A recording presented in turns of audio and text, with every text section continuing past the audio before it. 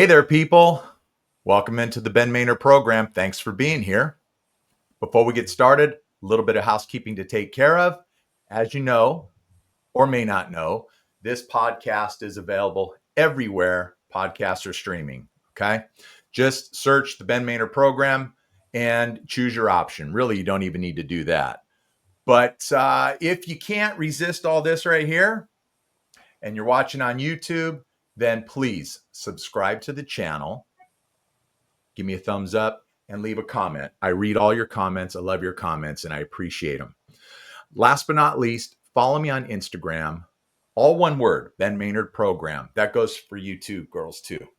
Will do. So there are plenty of ways to take in this show for your dancing and listening pleasure. And with that, you can see on the screen, I've got two guests in today, and it's going to be a lot of fun. It is my pleasure to welcome Gwendolyn, Jazmin, and Alisha Rose, and I already have questions on that. Okay, they are from Canada. They've written a book, and we're going to talk about that book. I'm looking forward to it. So, ladies, without further ado, welcome into the show. Thanks for being here. Thank you for having us. Yes. It's my pleasure. Now, can I just call you Gwen since we have Gwen on the screen? Yes, everybody calls me Gwen. Yeah. All right, good. Now, the first thing is, though, let's clear it up. Are these stage names? Because one is Jazmin, one is Rose, both flowers. I mean, come on, it can't get any better than that. Did you plan that? Well, there are middle names. Gwendolyn is my full name. Jazmin is my middle name. And Rose is Alisha's middle name. So we thought, it'll be nice. And okay. We were trying to be clever. We both love flowers. So we went with that. And just kind of having a pen name. When we first started this, we wanted to do it a little bit more discreet. But I guess we've come to a point where it's not so discreet anymore. So, but yes, it's kind of a pen name.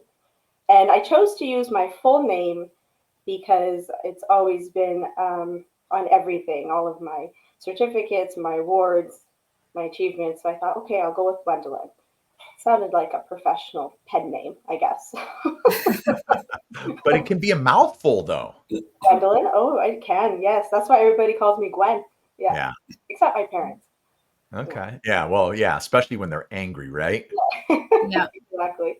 Yeah. So, well, I think it's great. And why just Alisha Rose? Just because of the flower aspect, or? Well, Rose is my middle name. Yeah. And it's actually like a family name as well. So I thought it'd be a nice tribute to that, having that part of the book. And at first, to keep a little bit more privacy, not having my last name in there. But now you can see who it is. So right. Private. I had an author on. Oh, I guess it was probably in July, and yeah, she uses a pseudonym as well. She doesn't use her real name, but I think for different reasons. In her case, she wrote a true crime book, and so so she kind of wants to keep her real name on the down low. But look, you're on the Ben Maynard program. You're going to be huge celebrities after this. You're not going to be able to walk the streets in Alberta. Just like me. Yeah, right. So, but thanks a lot for doing this. I really appreciate it. And the way we were brought together is a friend of yours, right? Yeah. Yeah, they watch a lot of podcasts, and they've also been helping us through the book. They kind of know more about the business than we do, and then kind of giving us guidance through this whole thing, because we have no idea what we're doing. So it was nice that she introduced us, and we saw what you were talking about on your podcast, and it just seemed like you're really happy-go-lucky as well, and we thought that'd be perfect way to talk about the book, and kind of it'd be nice to meet you. So. Oh, well, wow. Thanks. Now I'm blushing now. But, no, thanks. I really appreciate it. And So with that, let's just kind of dive right into it while you're snowed in, right? Yep, Yeah. we're snowed in. Winter hit early in Alberta, right? Well, I live in the mountains, so it's about the right time of year for this. Yeah. Oh, okay. Yeah. But Yeah. not where you are, right, Gwen? Well, we got lucky last year. We didn't have snow until January, Yeah. so we thought we'd have another warm winter or a late winter, but no, it's typical. Typical Alberta. Yeah. We just weren't ready for it because we got lucky last year. Right, right. Yeah. Are you having to like, you know, uh, take the snowblower to the driveway and all that kind of stuff? Oh yeah, both. A I don't have snowblower, that kind of shovel. money, more like Yeah. shovel money, but yeah. Yeah. Shovel your way out the front door and that Yeah. kind of stuff. Okay. Wow. Wow. It's kind of cool, but yeah, I guess it can be a drag at the same time too. Oh, it's But beautiful for sure, yeah. but yeah. And like you had said earlier, a great day to do a podcast. You're not Yes, going anywhere, right? exactly. No, Okay. I'm not. Well, we're talking about this book right here. It's called The Canvas of Life, and it is a book of poetry and artwork. It's let me see. It's available on Friesen.com, right? Yeah, Friesen Press, yeah. Friesen Press, that's it. Friesenpress.com. That's is that the publisher? yep. Mm-hmm. Yeah, it's available on Amazon as well. Okay. Mhm. Okay. And So Indigo. all right. So Amazon and Friesenpress.com. It's a great cover. Great cover. And as I said, it's a book of poetry and artwork, certainly by these two women. Gwen, who is the poet, and Alisha is the artiste. And I think it's great. A little bit about you girls. Gwen, you're an educator, and your Yeah, passion is for poetry, right? it is. It is. I'm an educator. I teach adult learners. I've been teaching them for over 10 years now. Okay. And a lot of my students are immigrants or newcomers to Canada. Mm-hmm. So I teach in a community college where we teach English or upskilling, upgrading. And I really appreciate the stories my students share with me. They're quite inspiring. My parents are also immigrants to Canada. Okay. Yeah, so mom's from Mexico, dad's from Nicaragua. So it was really, really, really great to have the opportunity to talk to my students, hear their stories, and, you know, write about them. Writing has always been an outlet for me, and to do the poetry has been something I've always played around with. When I was very little, I used to write poetry and journal, and sometimes the journaling would become a poem, sometimes it wouldn't, Mm-hmm. and just kind of playing around a creative outlet. I find that it's a very therapeutic for me to write poetry, Sure. and I really got into it during the pandemic. Right, I was stuck behind the screen trying to figure out how to teach online. I'm not very good with technology, so that was a huge learning curve for me, especially my students. And so it was really nice to step away from the screen and do something that I really enjoy doing. And so I started doing more of it and started to really realize the past times where I really enjoyed writing poetry. I started getting into it a little bit more and invited Alisha to start painting. I thought it would be really neat to have a painting go along with a poem. And it just kind of organically went from there. It was a great experience. But it Right. really started during that hard time, during that pandemic. Hmm. And Alicia, to describe you, you are a self-taught artist with a love for creative expression. Is that pretty Yes. good? Yeah. Yeah. I like to do I have a lot of different outlets. I've done a lot of home renovations. Oh, right And on. yeah, I've done just woodworking, building things, drawing, painting, kind of whatever I can get my hands on, really. I just love any kind of creative outlet that I could just kind of physically touch and create. And yeah. I'm doing a lot of work around the house here. I've had a lot of work done over this past summer. I'm have more projects coming up, as bathroom remodels, two of them, and actually I'll be moving this studio from where it is currently into my garage. I'm going to be building a much bigger studio in there. So anytime you have a little open weekend or something like that in your calendar, please feel free to come on down and and I lend would love that.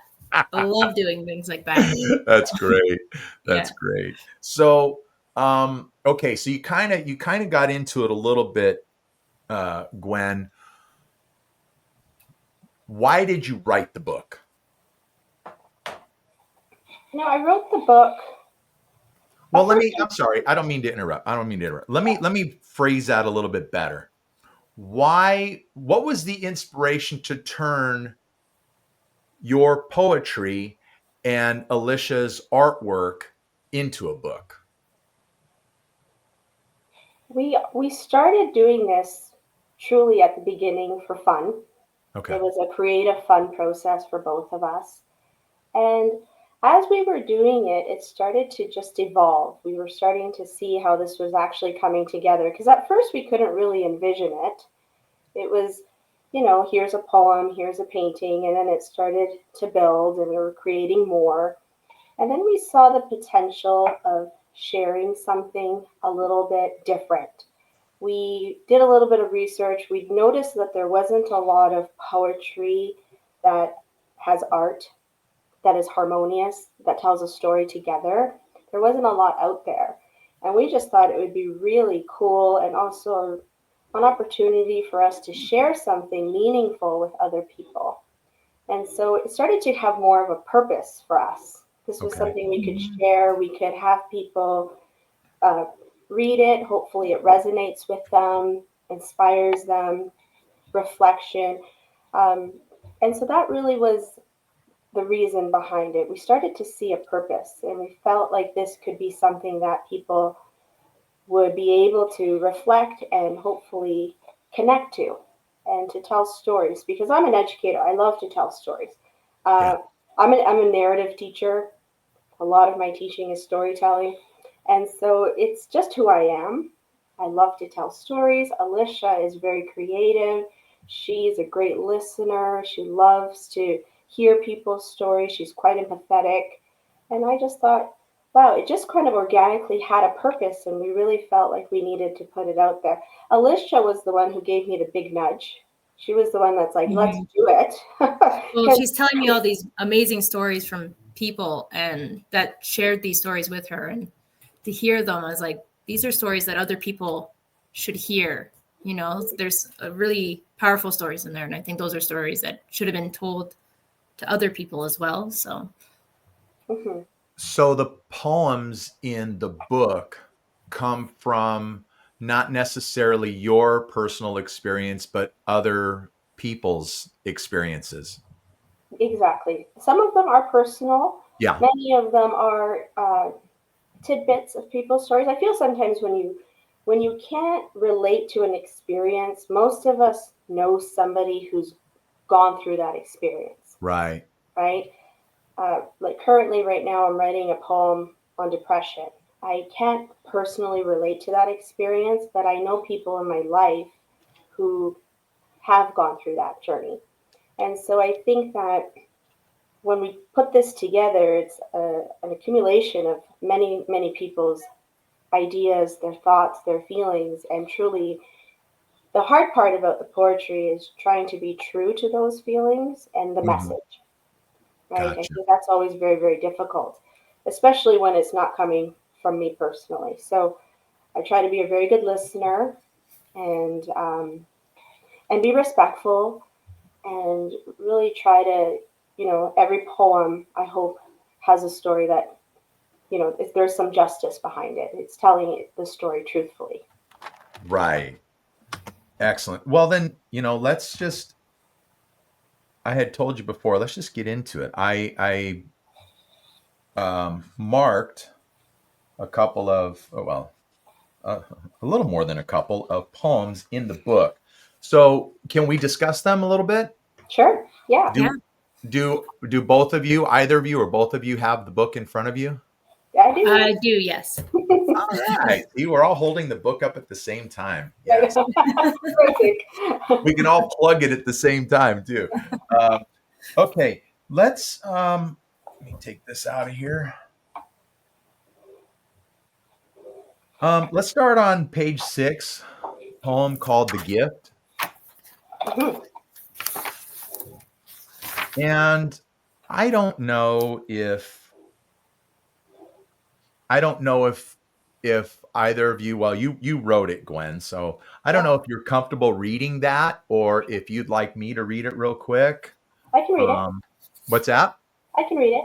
I would love for you to read it and discuss it, and then I want to bring in Alicia because I want her to discuss the artwork behind that. So, yeah, go ahead if you could, please.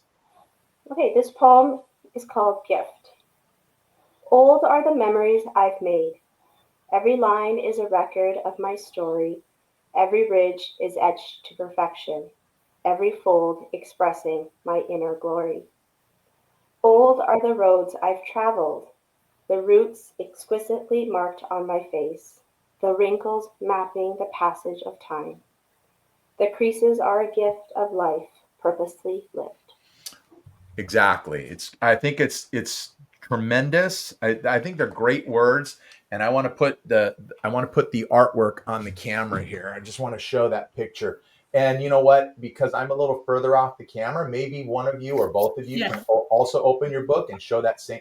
See, that's a much better picture than what I got going on because I got the lights in the studio and everything else. That's just um, for those who can't make it out, and you should be able to, that's an elephant. And my question, Alicia, is why an elephant? How did those words bring an elephant to mind? Um, because when you talk about the beauty of getting old and how the wrinkles of time on your face, the laugh lines, the Yeah. crow's feet, shows the smiles, right, that you've had in your life and all of your experience. When you see an elephant, you think of them as beautiful, majestic creatures, and you see them as these gorgeous beings, and they really show the wrinkles of time on their face, and you still see them as so beautiful. So I thought this would be a perfect way to look at yourself, Right. is you see yourself as this beautiful elephant, Yeah. this majestic creature, and you see the gift that it is to get these wrinkles and grow old, because You not know, everyone gets that chance. right. No, and I'm glad that let me start by saying this. When a songwriter writes a song, sometimes it's quite literal. There's a message behind it, um, and for the listener, you try to figure out what it means. You try to find the meaning to that song, and then sometimes they just write a bunch of words that sound good together behind guitars and drums and bass and all that stuff.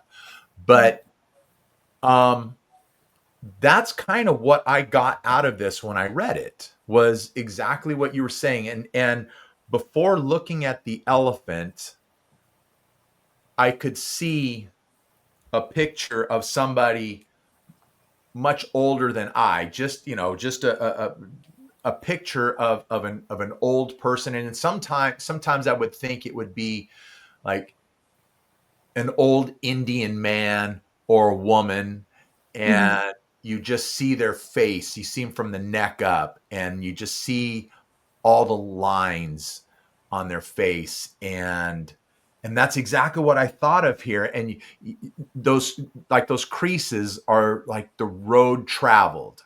Hmm. Yes. And when putting an elephant into play on that, it's the same thing. It's like each of those lines signifies something in that elephant's life, road traveled and experience, good or bad. Because Hmm. obviously they have lives just like we do. They have good days, they have bad days, and so that's kind of how I pictured it. So I think that it's so apropos, and to have that elephant there, and they're just beautiful, majestic creatures. Yes. Yeah. No, that And was, people are so critical on themselves. So I thought if I put a person, people look at the critique of it, right? oh, Of you look at your own wrinkles and you look at your own flaws, right? And you critique it. You don't see the beauty in it. So if you show right. something that you can just see the beauty in, and that's why I went with an elephant. That's great. That's great. Yeah. Okay. Well, good. All right. I'm not as dumb as I think. I kind of pull that one together a little bit. What was the next one? Oh, yes. This one here, I see two meanings in this. And that's rest on what, page 10? Yeah. And if Yeah, you yeah, that's one of my favorite ones. This one's a personal one. okay, well, good. Why don't you sock it to us then, Yeah, Gwen? well, I wrote rest because I have two nieces and two nephews. Okay. And I'm so fortunate to have my sisters living in the same city as me. And my sisters and I are super close. Grew That's up in a very Latino family, very close familial family. We've always been very close. And being close to those kids, it's very special.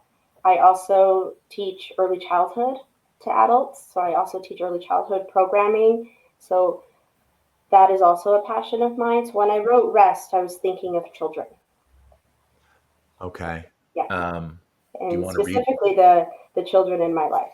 Do you want to read that one, and then I'll show the picture, and then I'll kind of give my perspective on it as well. And I Sure. want Alicia to, well, I think I'll have Alicia speak to the artwork first, and then I'll give my perspective, and you can tell me whether I'm right, wrong, or that's just my interpretation. Mhm. Okay, Okay. here we go. Here's rest. Rest in the ocean of my love. Your heart is full here. Be still in the calm of my care. Your nature is nurtured here. Lie in the net of my security. Your trust is earned here. Dream in the joy of my presence. Your spirit is cherished here. I think those are great words. Talk about let me show it here. I'll show it here, but I want you to show it too, because yours Yeah. pops up a little bit better. Yeah. Oh, baby. Talk about that, Alicia. So I decided to go with a sonogram because Mm, um, it just really shows in the womb and how you're floating within the presence of your mother, right? You feel all of her feelings. You feel the emotion. You're receiving everything, and I even put to the colors here. It's creating thought. It's creating emotion, but the colors are also throughout, and it's hers, and yeah. you're floating in that love, in that, and and that care. So I thought that was a really perfect fit. You're bringing this life into the world, and it shows how nurtured you are coming into it. Right. Yeah, I see it now where the combination of colors, what would be, I guess, representative of the mother's womb, are not throughout the body of the child. They're only in the mind, in the head. Yes. And Yeah. yeah, so I understand that now. Yeah, I like that. And when I read it, I thought two things. The first, I think, is where you were going with this, Gwen, being very obvious. A mother speaking to her unborn child, Mm-hmm. bringing safety and security to that child. And then I also thought this is kind of this could be God speaking to us as well as all his children Mm-hmm. Yeah. in the Yes. same fashion. So, Yes. gosh, I think I'm 2 for 2 right now. Yes. Yes. Yeah. Right, Now let because me before we move on. So, do you think that poetry and art? I mean, I understand that the poet and the artist have something specific in mind when they write or paint or draw something. But is there only one meaning, or can these have multiple meanings depending on who's observing, who's reading, and how they interpret it? Yes, a good example of it would be the Untethered poem that we have. And when she was writing it and describing it to me, she was talking about the emotion of what it was like to finally be alone and have that to yourself and really think to yourself, and sit in your own thoughts. And so we did that, and then I did the drawing to interpret that. But then I also did the drawing with the moon in the background, but it also shows somebody coming into this world, like a new soul coming in, and Mother Moon behind them, helping guide them into it. Oh, Yeah, I was going to say, Oh, Mason, mine's blurry.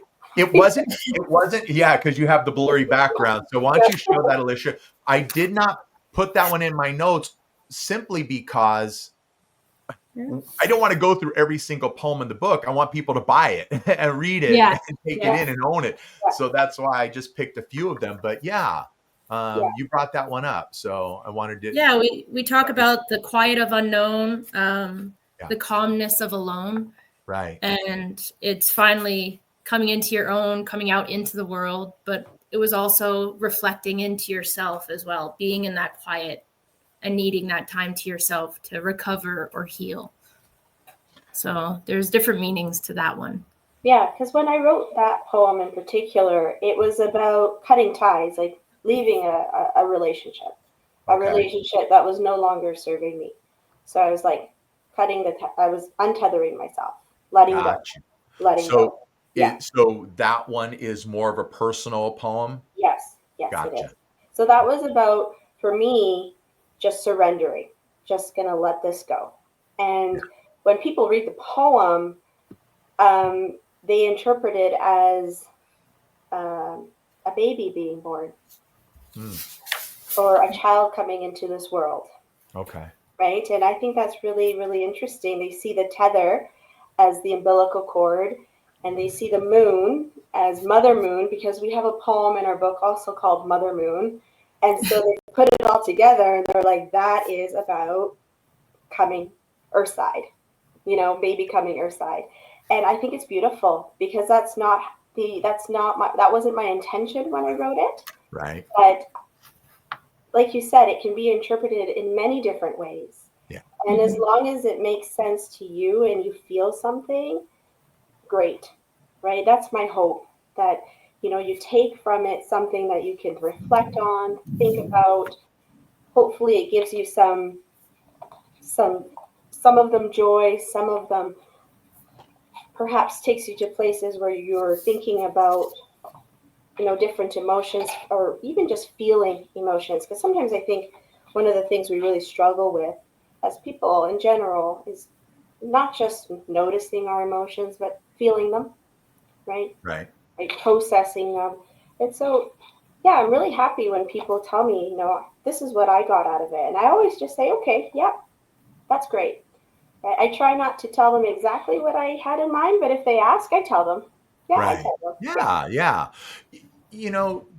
To what you said, I think when a writer writes something, they want to invoke emotion. They don't want necessarily to, and I shouldn't say emotion. I mean emotions, plural. They don't want you to just take that ride here on one plane. They want to take you up, bring you down, and so that you feel all those feelings and discover all that stuff if you haven't yet. And I think that it also allows you to help deal with the different emotions. It gives you some experience and just a way of managing that. Absolutely. It gives you a reference point, Right. right? It gives you a perspective, definitely perspective. Because some of it is not always clear, right? We're not telling you what to feel. I'm trying to, like you said, evoke emotion. Mm-hmm. What comes up for you may not be what comes up for another reader. And that's because we're all different. And that's the beauty of poetry and art, that it's subjective. It's subjective. But Right. right? But we were trying to do something where we wanted to make poetry and art more understandable. We were trying to create a bit of harmony here. Because one of the things I truly struggled with, and I admit this, is when I was going through school, I struggled interpreting poetry. Okay. I really did.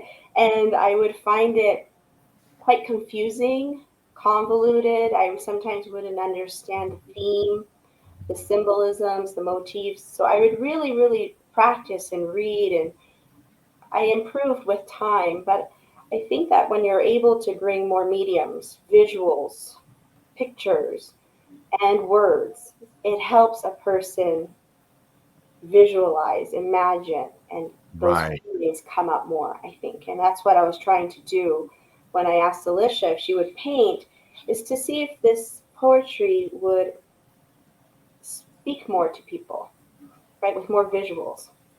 Yeah. I think having the artwork alongside these poems, I think that it does accomplish what you were looking for in helping the reader to um, understand what it is you're saying through the poem. But as we established, it may have a different meaning to them than it does to you, but at least it allows them to take these words and interpret it a certain way. Put some I don't want to keep using the word meaning, but put some meaning behind those words, whether it's what you were going for or not. And then, like you said, people share these things with you, and sometimes it's not exactly the message that you were trying to convey, but as long as it has something, as long as there's something in it for them, they understand it, Mm-hmm. and I really think that's the cool part. I don't know if there are other books out there like this that have poetry and art. I have no idea at all. This is like way out of my wheelhouse, but I think it's not only fascinating, but I think it's fabulous as well. So Well, I think thank you you. girls, no, I think you girls have done a Thank you. really, really fine job with this, and this is great stuff. So I want to move on to the next one. Sure. Okay, Yeah.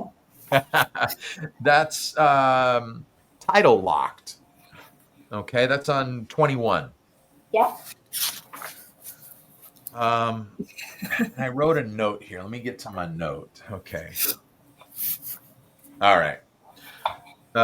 So if you would like to read this one, Gwen, then Sure. we'll move forward. All right, cool. Title locked. You only ever see one side of many, the shiniest side of a dusty penny, locked in the allure of a jovial act, an empty vault with a code uncracked. A tidal wave of lies and twisted tensions, with the deepest and cruelest of all intentions. So my question to you, Alicia, is what does the artwork say as it relates to this poem? Mm-hmm. So for me, a lot of the artwork is actually related to the story itself, Yes. and the person who shared this story with us. Um, this story is the face that they show to everyone. Yes. Whoop. Let me get it right there. There it Yeah. is. You, if you could So show that too, that'd be much, much better than yeah, mine. here we go. Oh, see, it just looks so much better because you can get right up on your camera. Okay. Yeah. Yeah. So Yeah, this please. is the face you show to everyone else versus how you actually feel, and you hide what you're really going through from people and how you're really feeling. So it's the side we show everybody, the two sides of a coin. Um, and with this one, I decided to go with color theory. Mhm. So I wanted to show, if you look at it in a red light, you see how upset she is, the struggle that she's going through. And if you look at it in the blue light, it's the side that she's trying to portray. But when you look at it as one photo, it's you. If you really look closely, you see all of the emotion. So it's like, to really look at people, you need to actually really look, not just what they're trying to show you, but what is underneath the surface as well. Excuse me. And that's kind of how I interpreted this poem, was that we're always trying to show our best self, and yet what's on the outside may have absolutely nothing to do with what's going on inside. And is that where the third part of the poem comes in? Because it says here, an empty vault with a code uncracked, and then and to me that means this is where we're hiding everything. Yeah. Yes. And then the third part is the tidal wave of lies and twisted tensions with the deepest and cruelest of all intentions. And is that what is revealed if we open up that vault? I think that's more if you hold it in for too long. That's what shows is. Yeah. You're showing like it, because it all comes out at once. If you hold it in for too long, that cruelty, everything, it comes out like a tidal wave all at once. Gotcha. So the authenticity, right? If you're not true to yourself, if you're inauthentic, eventually it's a lie and it becomes twisted and there's tension. When you struggle with identity, when you struggle with who you are, showing your real self, and you're putting up a facade for people, right? When the realness comes through, it can be quite like a tidal wave. Okay. Quite jarring. Right? And so it's really interesting how Alisha decided to paint this. She wanted to show a face that under different light shows different emotions. And I think that is so cool. So hold on, Jed, before we move on, I want to do this one more time. I'm going to show this book again. There it is. Okay. It's called The Canvas of Life. All right. It's art and poetry all together. The book is available on Amazon. The book is also available on friesenpress.com. That's FREISEN press.com. Okay. So that way you can go out and you can make the purchase of this book. It's available in ebook, paperback, and hardback.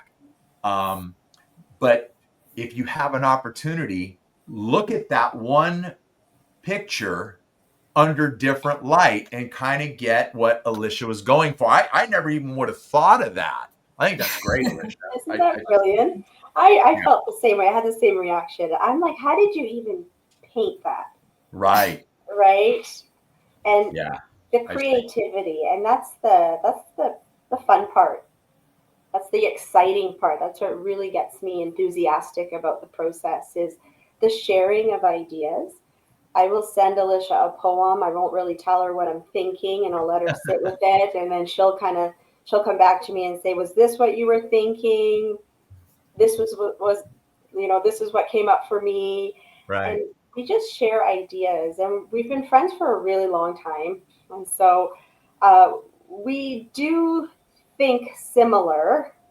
So it's really neat. Sometimes we're like, oh yeah, that was it. We were both like right on the money there. We're both thinking the same thing, but not always. And I think that's the fun part too. I'm always curious to see what she thinks, and she'll also share.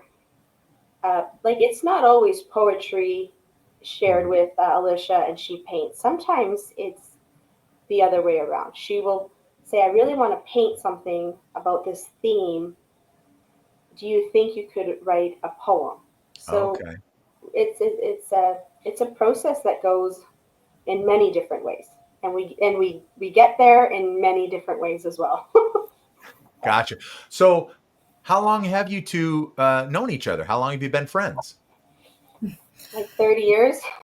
Yeah, 28, 30 years. You're only like 30 years old. I know. That definitely ages us. Yeah, but we've been friends for a really long time. I've known That's Alisha. great.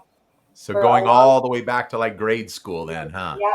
Mhm. Our families are really close friends. Oh, Yeah, that's great. I think that is tremendous. yeah, Um, I think I think friends, family, those kind of relation. I just think that's also very important, and a to have a friendship that has basically been almost your entire life. I think it's marvelous. I have my own circle of friends that um, I have known since. I mean, I know one of my buddies. I've known him since like the first grade, and then the rest of the guys from like 10 years old, 12 years old, and we're still friends to this day. And we're talking 50 years plus, yeah. and most of us still live pretty local. Um, Unfortunately, a couple of us have passed on, but we're still good buddies. We're still I try to get us together like every 3 months just to get together on a Saturday morning, go sit somewhere and have breakfast. No distractions, no wives, no girlfriends, no nothing, just us boys. And I think that stuff is so vitally important. It's very healthy, and so I mean that's great that the two of you have been friends for so long, and that you are of the same mindset, and you're able to just bring that together for something so wonderful as your book. Yes, thank you. Yeah, no, it's lovely. It's the best thing. Growing up in a smaller town, you do build those relationships. Yeah, Yeah, because we both grew up in a small town, and so uh, yeah, our families are very close, and we're just so lucky. I guess they say after 7 years, you're friends forever. But isn't that what they say? So we're friends for the long haul here. Yeah, and it's actually made our friendship. It's changed. It's created something where we find purpose, right? I'm very much about living through the giving, right? As an educator, always trying to um, serve my students' best interests. Alicia's the same. She's volunteering. She's so community oriented, and so for us to do this together and to share it with people, it's really true to our values. Yeah. So I'm that's really great. happy about That what you said is going to take us to something I saved to the end here. that. Um, but we're not at the end yet. So and so I don't want to pimp it yet. But um, so I want to move on to the next one that I marked. Okay, Okay. and it's mountains on page 26. And I don't even know. I think there was just something about the artwork that said, okay, I'm marking this one here. I'm not sure what it was, but um, yeah, can we read that one, please? Sure. All right. Mountains. Collisions meant to vivaciously rise, excruciating growing pains, resting in pale blue skies. Humility ascends from the meekness of soil, majestically soaring from the depths of turmoil. Breathtaking peaks with grandiose presence, peacefully grounded, poised, unbending confidence. You are mountains, your reflection mesmerizing. You are mountains, relentlessly rising. It spoke to me somehow, and then you see the artwork associated with it, and it's just like what mountains really are, how majestic they are, and how they sprout up from, I guess you would say, ground level, and they're these massive peaks, and very much like ourselves, we can be as strong as and as relentless as a mountain if we choose that path in our life. Yes. And when I was writing this, I was thinking about how mountains, uh, when it's tectonic plates colliding and the ground rising, and I was thinking about people and a lot of hardship. And it's through that hardship, through the turmoil that we often go through in our lives, those dark times that really help us grow and rise and discover ourselves and really become a stronger version of ourselves. And it's usually hardship that gets us there, right? The easy stuff is not going to build that grandiose mountain. It's the hard stuff that builds it. It builds character. It builds you as a person. You learn, you grow, and it's through that. When I was writing this, I was really thinking about people rising above the hardships. Well, if life was so easy, we would never grow as individuals. Exactly. Exactly. We would just right there. So, tell me about the artwork on this one, Alisha, and then show the artwork first. Okay. For this here, you can also see at the bottom the rocks and and the water, the color here changing into the blue sky. This one is actually the lake of where I live. Right on. Yeah. So this is actually my home here. Oh yeah, I see it right there. Yeah, just right in that little mountain peak there. Yeah. But I actually do live on a plateau of a mountain. Okay. So I do live up in this, and it's a beautiful place. And I always really felt inspired by the beautiful scenery around here, and seeing the poem that she has here about how they vivaciously rise. I wanted to show the texture in the mountain, and like you see the hardship, the crust of it, the detail in the mountain of how it was forced to grow into that shape that it is. Yeah.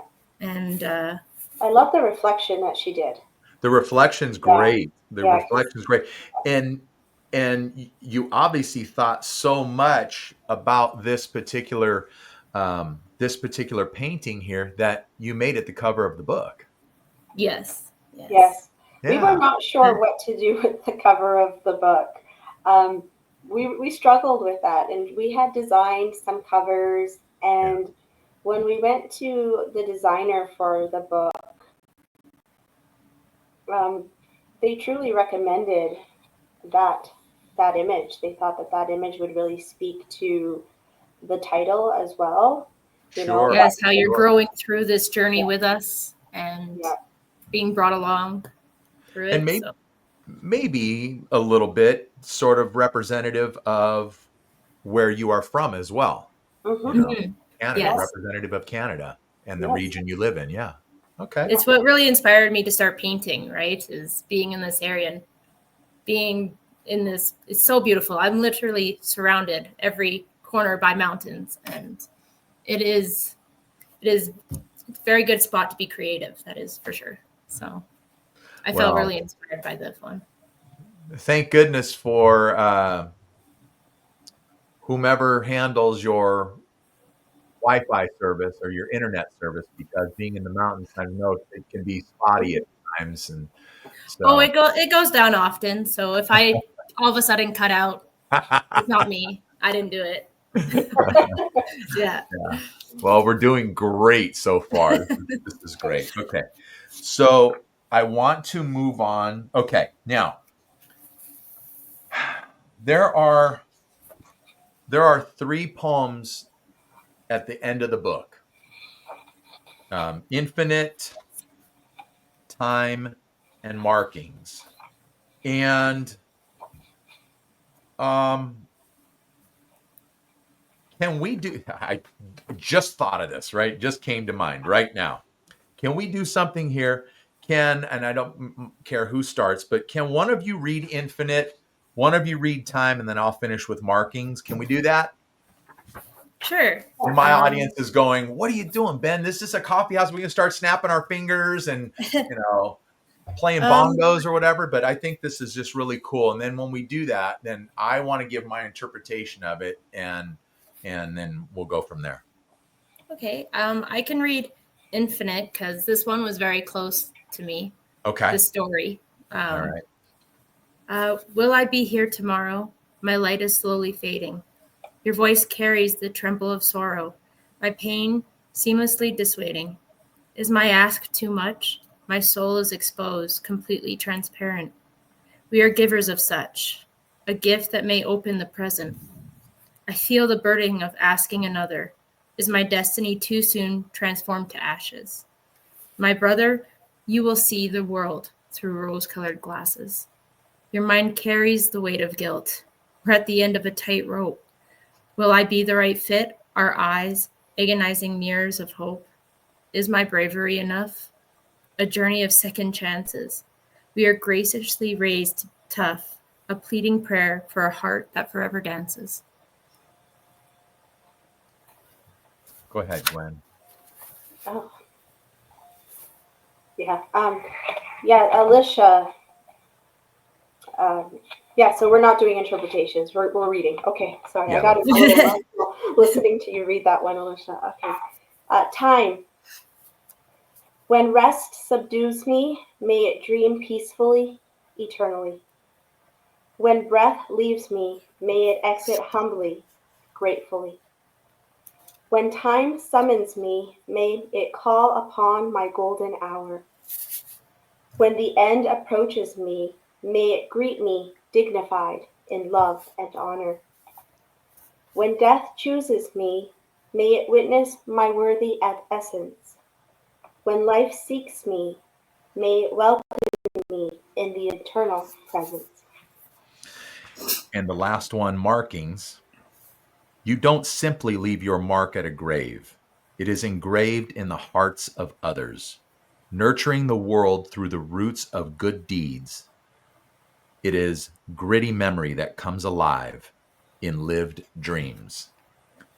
And Alisha, if you could show the artwork from both of those, both pages, then I Also, wanted if you want to read out the rest of the book for us, that would be great. That sounded so nice coming from you. So Oh no! I'll get you to read the rest of it for us. I don't like the sound of my voice, but it does. So this is infinite. Okay, that's infinite there, and then show the next one, and I didn't get it, and then all of a sudden it like clicked like that, and I want to make sure that I think it's pretty self-explanatory, but this is about somebody selflessly giving of themselves, their organ or organs to others, to one person or many people. I have a feeling that time and markings are both about this individual on the last page, that they suffered, whether it was a tragic death or not, but they went through death and they gave themselves to, it looks like 6 people. Yeah. And the one before infinite is 2 brothers. Yeah. I think the first part of that poem is the brother who is in need, like feeling guilty about asking. That's right. And the second part is the brother saying, no, this is my gift to you. Mm-hmm. Yes. That's Yeah. right. 100% Ben. Yes, that was exactly what we were talking about there. Yeah. This is actually a story of my family. The first one is the 2 brothers. Oh, wow. Yeah. And it was a really hard thing for the family to go through. And yeah, it was a hard ask it was my uncle, my father. It was a hard ask for him. And my father was, of course I would do anything for you. So right. It was nice to have that in there for them. And thank you to Alisha's dad and uncle for being so vulnerable and sharing their experience with me and Alisha, because it was something that we really wanted to talk about. We wanted to share this experience, and we actually have this painting in a hospital, in one of our hospitals here in the city. Yes, where they did the donation. It's hanging in that hospital. So we've received which one? The kidney donation, or it's the U of A K clinic in Edmonton. Yeah. So But yeah, the paint the one associated with Infinite, that's the one. Both of them are actually. yeah, Both of They, them. yes. Oh wow, Yeah. wow. That's just that's fabulous. yeah, and so we've received feedback, like great feedback from people wanting to know who painted this, and then they find out there's a poetry book. So we're just really happy that it speaks to people. It gives them a Yes. way, perhaps, to go through something that's so difficult and hard, Right, right. and in the moment, and to, for me, if I can share something that helps somebody in a moment process hard feelings, I'm really happy about that. Yeah. Yeah. You And to hear know, these stories at the hospital was um, the one as well with markings and time. To hear those stories of the people who have passed, but to see the people who were getting the organs and they all get their second chance at life because of it, it was really cool to be there for all of that. okay, that what a it's a fabulous way to actually finish the book, and I'm sure that was the idea behind it. I'm sure there was excuse me, I'm sure that there was some thought behind the sequence of the poetry and artwork. I'm sure you just didn't Yeah. just throw it up Throw in it a in there. and scoop it up off the floor and say there it is. Yeah. But what a great way to end the book. But I think that the end of the book actually takes me back to the very front of the book. And Gwen, you and I talked about this a couple weeks ago. And the poem is Gratitude. Yes.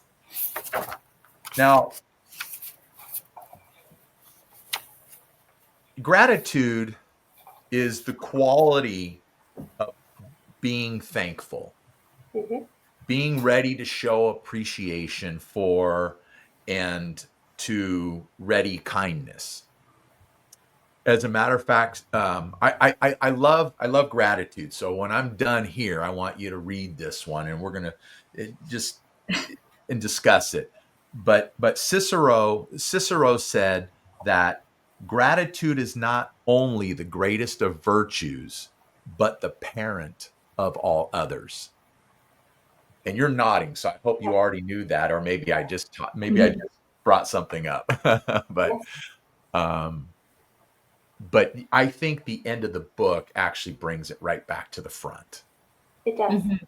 Yeah. And And you're right. It was a very thoughtful process. We really wanted it to have a flow that made sense. The beginning of the book is more spiritual, nature type poems, and right. then The we circle of finish life. the circle. We have a poem called Yes. Circle, Yeah. and we wanted the ending to be an end, but to be an end that had gratitude. Mhm. Well, I'll go ahead and read it because Alicia, you pumped me up. Yeah, do it. Yes, please. And it's called Gratitude. Gratitude is cultivated in the smallest moments, moments of life graciously given. Be still and smell the roses. Witness the beauty of the thorns. Hear the bees' purposeful vibrations. Taste that warm, sweet honey. Feel the sun bend towards you. Happiness blossoms like wildflowers in your heart. Rooted with the blissful seed of thankfulness, gratitude is cultivated in the smallest moments. It begins and it ends the same. Mhm. And it's so true. And oh my gosh, I'm sorry, I'm getting emotional here. I feel like a ball bag right now. It's a good thing I'm not up close. You can't see I'm welling up here. It's a beautiful thing. It really is. Um, Mhm. people, again, I encourage you so much. Get this book. Get this book right here. Okay. The Canvas of Life. It's a simple book, but it says a lot. and it's just the words in it, the artwork. It will. We talked about it earlier. It's going to make you do one of these things here, and I think if you skip the first page and read the rest and then go back to the beginning, I think that it'll do like it just did to me. So, great stuff. It's great stuff. Well, Okay, now that I did my spiel on gratitude, so tell yeah. me about that one, okay? Well, for me, gratitude is really small moments, right? And I think if we pause and we notice those things that we are truly grateful for, right? Notice that we have our families. Notice that we have the sun that warms us every day. Notice that we have the opportunity to take a bus to work, the opportunity to be able to walk down a street safely, right? When we start to notice gratitude in small moments, we become happier people. We become people where we're starting to realize that it's all of these moments that really matter. And if we pause and actually smell the roses, you're going to start being more present in your life and not be stuck in emotions, right? So many people don't notice, and it's not even just the small stuff. They don't notice the big stuff, the important stuff, because they're like going full steam ahead towards a goal. You know, the culture of just work, work, work, work, work, or Right. the culture of I have to be, you know, the best version of this, and you forget all of the other things around you that you truly are grateful for, but you don't notice them anymore, and you're not present with them anymore. And for me, when I think about gratitude, I truly believe it's built in those small moments. And when you're able to actually become aware of those moments, that actually creates joy in your life. It creates joy because people who have gratitude, typically their anxiety goes down, typically they're more open and present. So I think for me in those moments was just really to write about gratitude in a way that really shows that it's just those minuscule things that you're grateful for. It's very interesting. I was hearing someone talk about um, someone who had passed away, Mhm. and they I had asked them like, what do you miss about this person, right? And they say it's the little things, like the way that they closed the door, the way that they brushed their hair, the way that they looked in the mirror, right? And so when I was thinking about just life in general, it's like it's the small little things that really mean a lot to us, right? And Mhm. I really wanted to show that in this poem. Yeah. Well, I think when we get caught up in all of the big things, we miss the little things. Hmm. And it's when we take that time to stop and consider that, then we can reset and recognize all the little things that we have to be grateful for. It's all those little things that make the big things. It's all these God given things that we don't recognize, that we lose sight of, that gives us all the big things that we somehow get caught up in chasing after. Right. Capture all the little stuff first. Yeah. Mhm. Yeah. Yeah. Really trying to set the message was to be mindful, Yeah. be present, because truly, when you're mindful, it will change your life and how you exist within your own life. It Yeah. does. It does change a lot. You're not just going through motions. You're not just reaching for something out in the future. You're in the moment. And I think that's something that our culture is losing. And we really need to come back to gratitude. I absolutely wholeheartedly agree with you. So I'm gonna do this. Alisha, tell me something you're grateful for. Something that I'm grateful for. Um, I am grateful for my family and friends, the relationships that I have with them. I live so close to my family, and being able to see them as often as I want and have those family dinners all the time. And that's really important to me, is getting to be with them, even if we're just playing, games together at the dinner table. It's just, we do it quite often, and I'm very grateful for it. I think it's those moments you can sit around the table and play those games. It could be Yes. Uno, it could be, whatever, Five Kings, a simple card Yeah. game or whatever, or Five Crowns. I think that's what it's called. I don't know.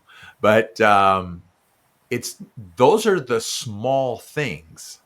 Those are the Hmm. little things right there that we take for granted so much. And Mhm.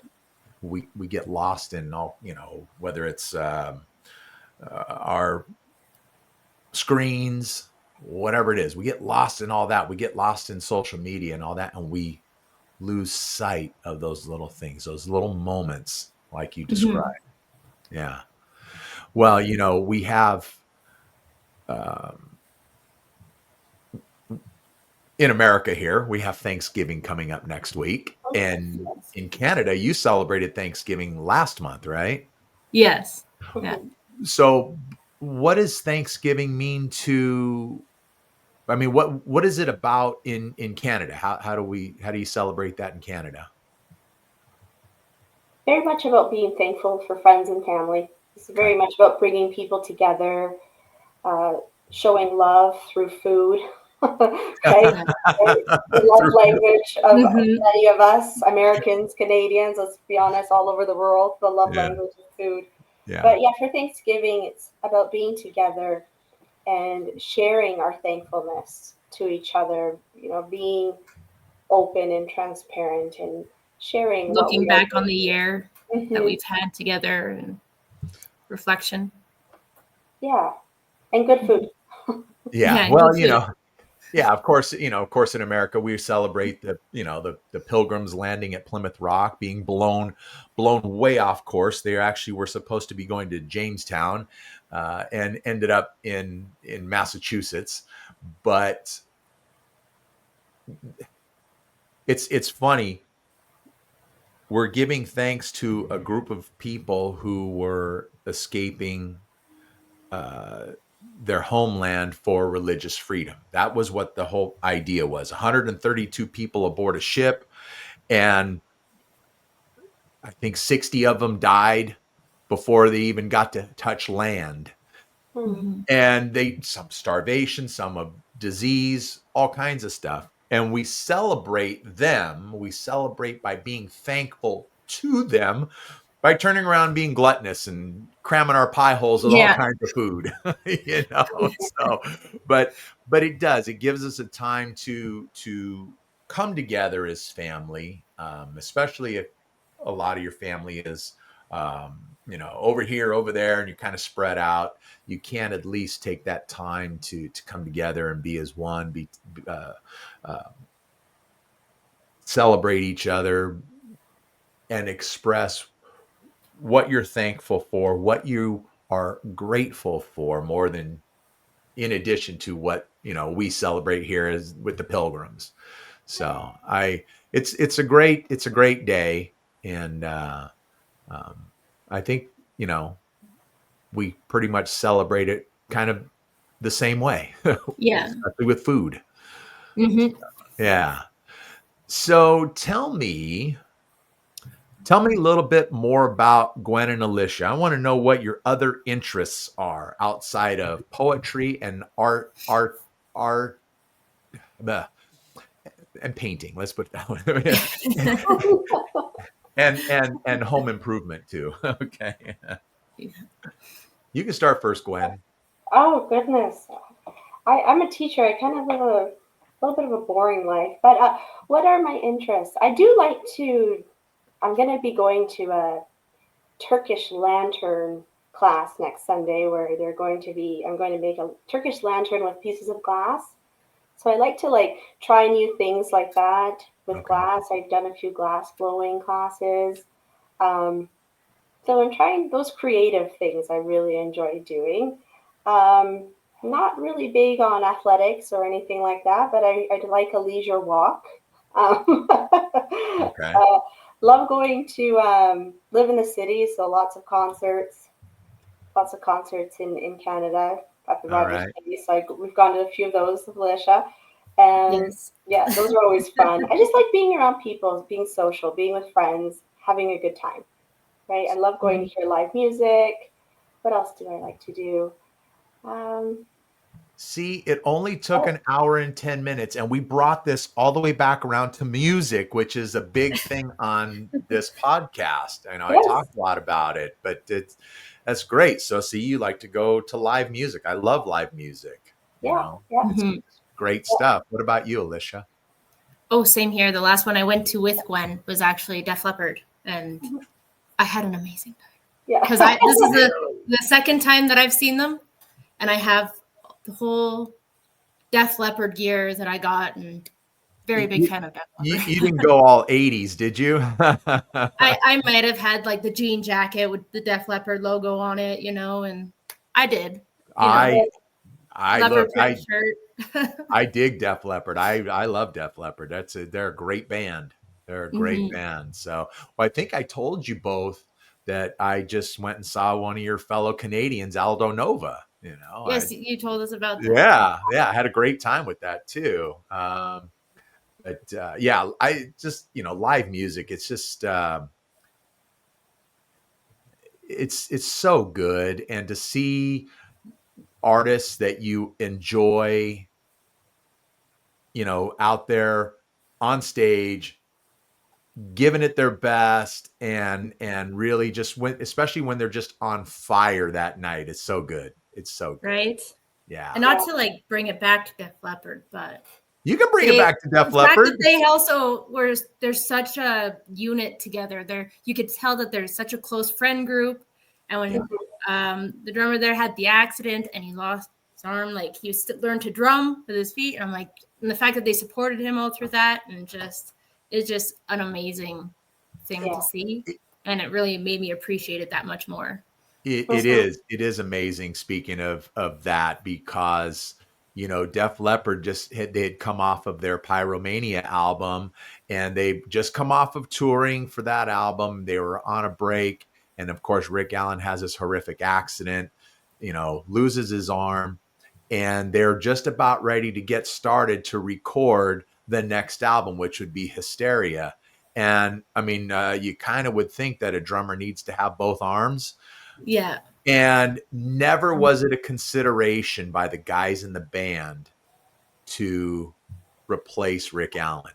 Never Mm-hmm. was it a consideration. They waited and waited and waited and said, when you're ready, and then that's when we'll get back in and we'll record the next album. And that's what they did. And I mean, like you said, these guys have been friends for a long time, many, many, many years.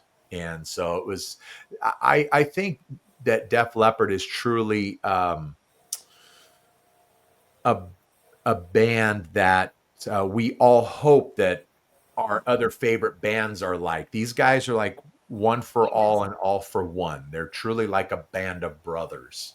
Mm-hmm. And you can tell when they're on stage, they're just Yeah, having a good time together and they Yeah. just enjoy each other's company. And I love seeing that. absolutely. 100%.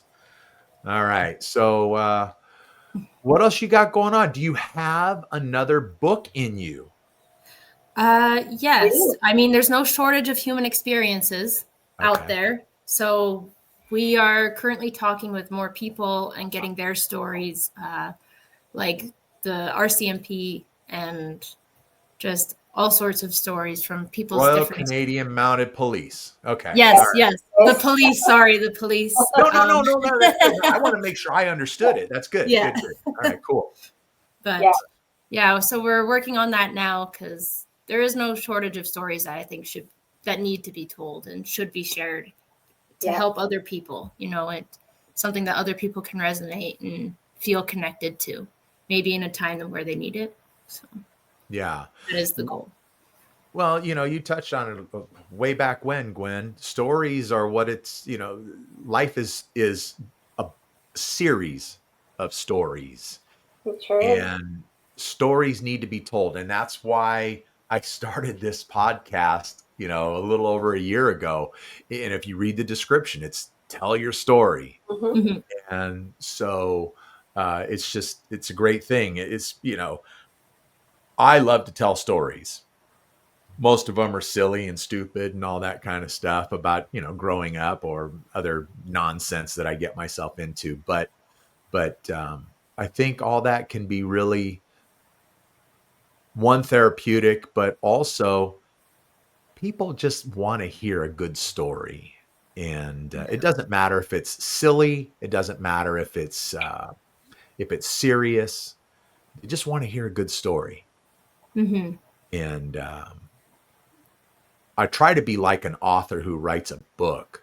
I try to be very descriptive. I try to put you right in there with me as I'm telling the Hmm. story. I get flack from my family all the time. Oh my gosh, can you hurry up?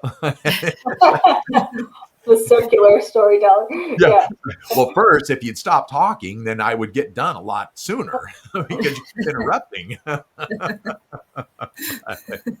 Yeah, no, stories are the best. I'm glad to Yeah. hear that you are working on another book. I think that's great. Yeah, Mhm. we're excited. We're writing a few poems. Alicia's painting. Um, And then as we start creating, we start to realize maybe where there's potential for other stories, and we start to kind of look at it and how we can put this together. So it's very organic.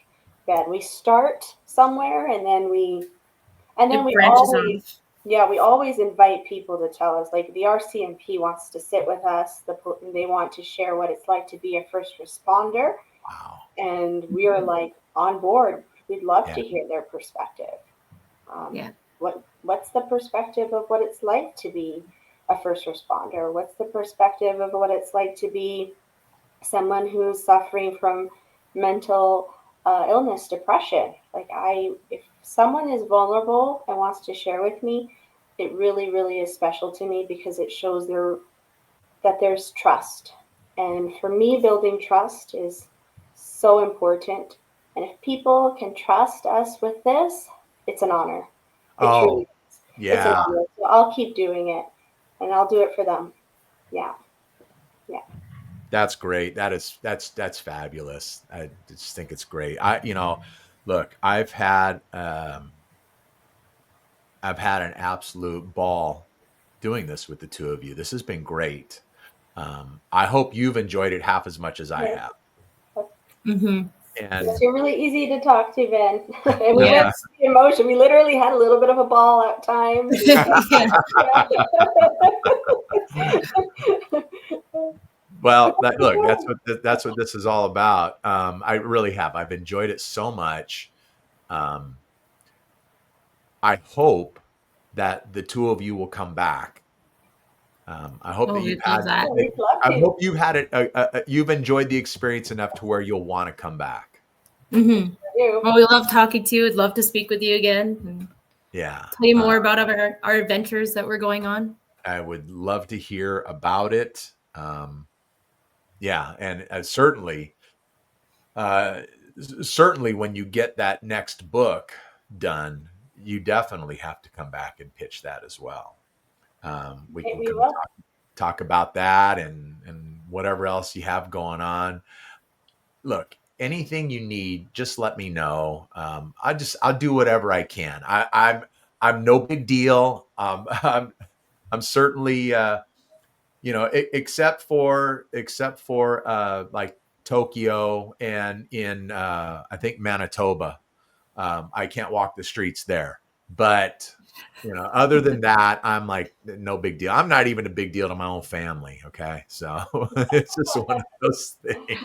That's usually how it is. Yeah, The yeah, family's like, oh, I know everything about you. Yeah. It's fine. yeah. It's usually it's my dad or it's my uncle or well, whatever. Okay, fine. Yeah.